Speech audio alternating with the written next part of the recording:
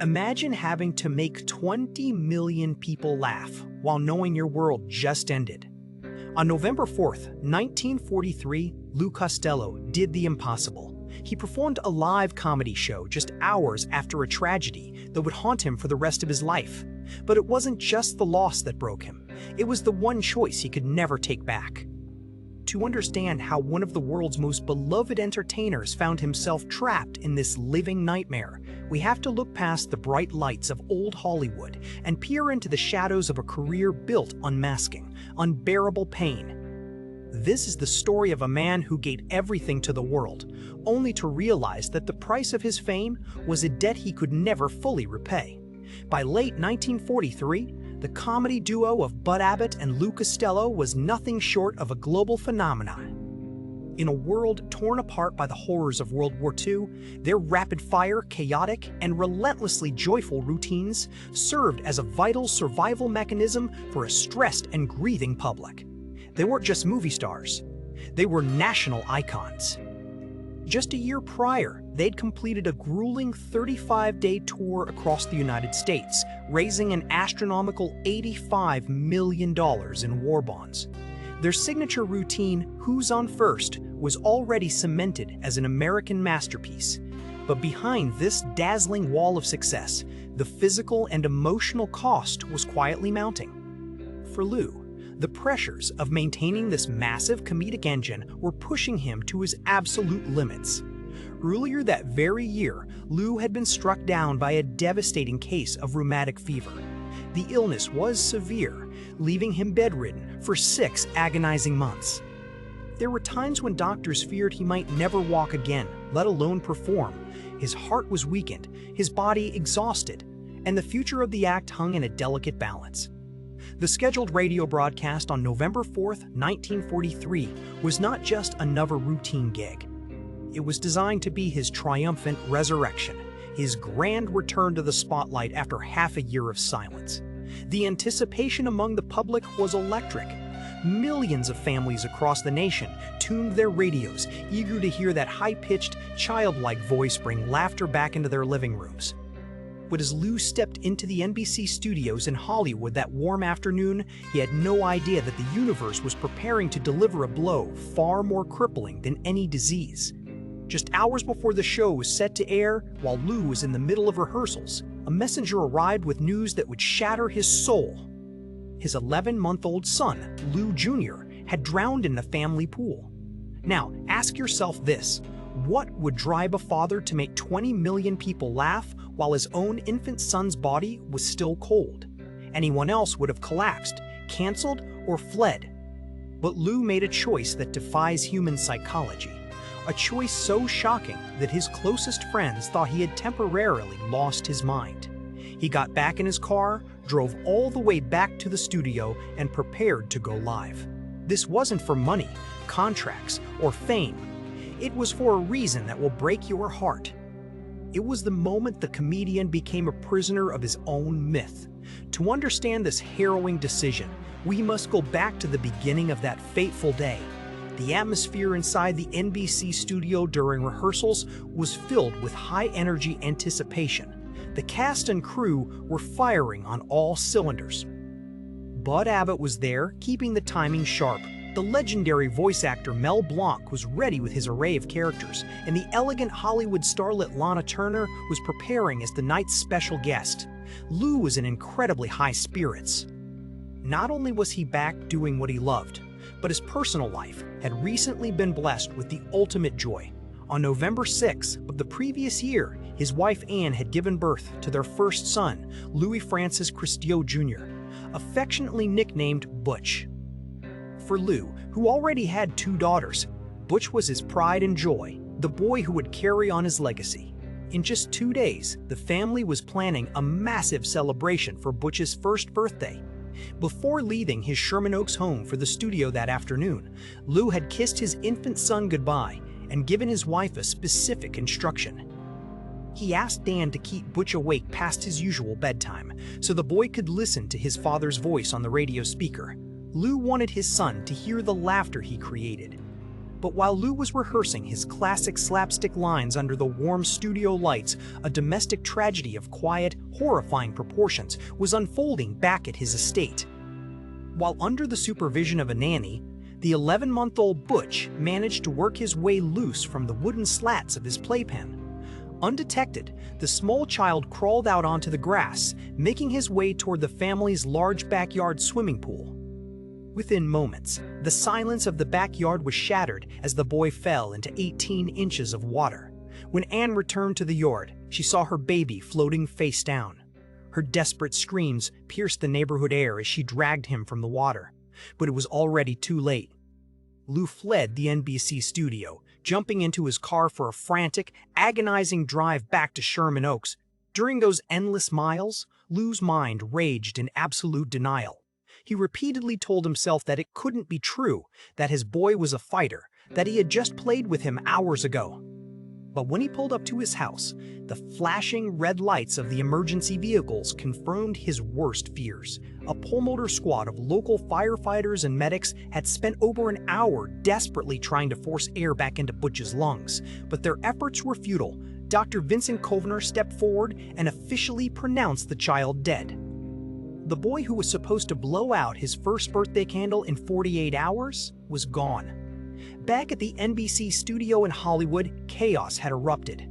Producer Martin Gosh and Bud Abbott knew that no man could be expected to perform under such immense grief. They immediately began scrambling to find a replacement.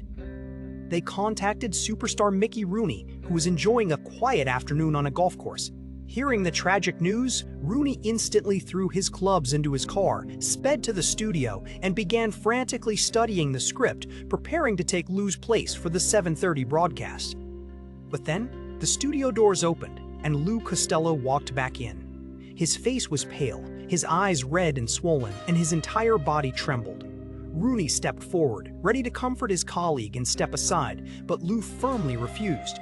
He looked at Bud Abbott and said, "I want to do the show. Wherever Butch is tonight, I want him to hear me."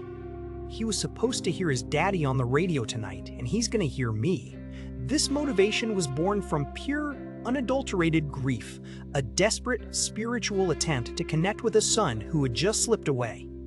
To an outside observer, it might look like robotic professionalism or the cold demands of show business contracts. But to Lou, that microphone was a telephone line to heaven.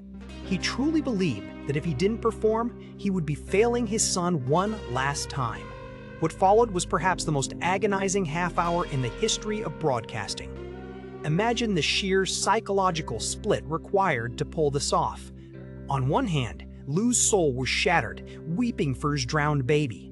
On the other hand, he had to voice the character of Lou Costello, the energetic, easily frightened, childlike clown who screamed, "Hey Abbott," in a high-pitched, joyful squeal. He had to deliver rapid-fire puns, react to Lana Turner's jokes, and maintain the breathless tempo of slapstick timing. Slapstick is a science of rhythm, a millisecond off, and the joke dies. Lou did not miss a single beat. He pushed his vocal cords to mimic the cheerful innocence that the public adored, while inside, he was drowning in his own private ocean of sorrow. The studio audience, entirely unaware of the tragedy, laughed hysterically. They roared at the physical comedy and cheered at the witty banter, completely blind to the fact that the man making them laugh was bleeding out emotionally right in front of them. As the minutes ticked toward the end of the broadcast, the strain became too much for Lou to bear. The final routine ended, and the show moved toward its standard closing remarks. But Lou could no longer speak. His chest heaved, and tears finally broke through the fragile dam of his professional composure. Sensing his partner's collapse, Bud Abbott stepped forward to the microphone. With a trembling voice and tears streaming down his own face, Bud addressed the 20 million listeners across America. He explained to the audience that just hours before the broadcast, Lou's infant son had passed away in a tragic drowning accident. Bud choked back his own tears as he paid tribute to his best friend, telling the nation that Lou had just displayed the greatest act of courage he had ever witnessed. The moment the red on-air light flickered off, the mask fell. Lou Costello collapsed onto the studio floor, sobbing uncontrollably. The courage that had sustained him for 30 minutes vanished, leaving behind a broken father who had to go home to an empty crib. This moment is the ultimate realization of the sad clown archetype, the performer who sacrifices their own psychological well-being to maintain the illusion of joy for others. We see this pattern repeat throughout history, from Buster Keaton's stony-faced silence masking a turbulent personal life, to Oliver Hardy's gentle giant persona hiding severe physical and financial stress, to Robin Williams' manic energy shielding a deep internal battle with darkness. In psychology, this is known as smiling depression, where an individual uses humor and high-energy social engagement as a defense mechanism to keep their internal trauma at bay. But for Lou, the tragedy didn't end when the radio show went off the air. In fact, the true torment was just beginning. The days following the funeral were a slow, agonizing descent into self-blame. Lou was plagued by the toxic cycle of what-ifs. What if he hadn't contracted rheumatic fever, which delayed their schedule and put them in this position? What if he hadn't asked his wife to keep the baby awake? What if he had been home instead of rehearsing in a studio? He began to view his own ambition and his stellar career as the very instruments that had stolen his son's life. He felt that by chasing the spotlight, he had left his family vulnerable. To cope with this immense, crushing guilt, Lou turned his grief into a mission. He realized that no amount of money or fame could bring Butch back, but he could prevent other parents from experiencing this nightmare. In 1947, Lou and Bud Abbott established the Lou Costello Jr. Youth Foundation. Located in an underprivileged area of East Los Angeles, Lou poured over $250,000 of his own money into the project. This wasn't just a tax write-off, it was a state-of-the-art facility featuring a massive swimming pool with strict safety measures, playgrounds, game rooms, and even a medical clinic.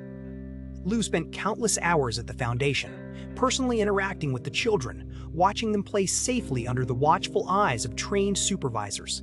It was his way of building a fortress of safety around other people's children, a physical monument to the boy he couldn't save. He sought redemption in the laughter of strangers' kids, hoping that the echo of their joy would somehow quiet the silence in his own home.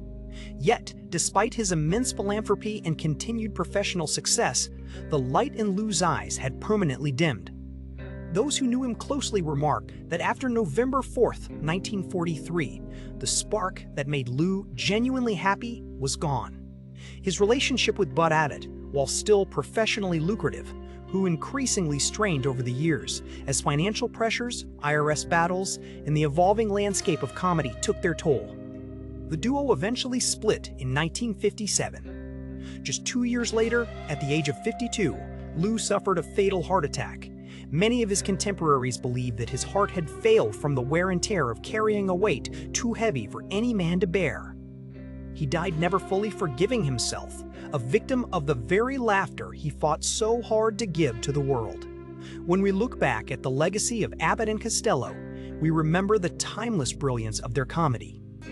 But the next time you hear Lou Costello's infectious, childlike laugh, remember the night he made 20 million people smile while his own heart was breaking. It serves as a haunting reminder of the invisible battles fought by those who bring us joy, and the devastating price some are forced to pay just to keep the show going.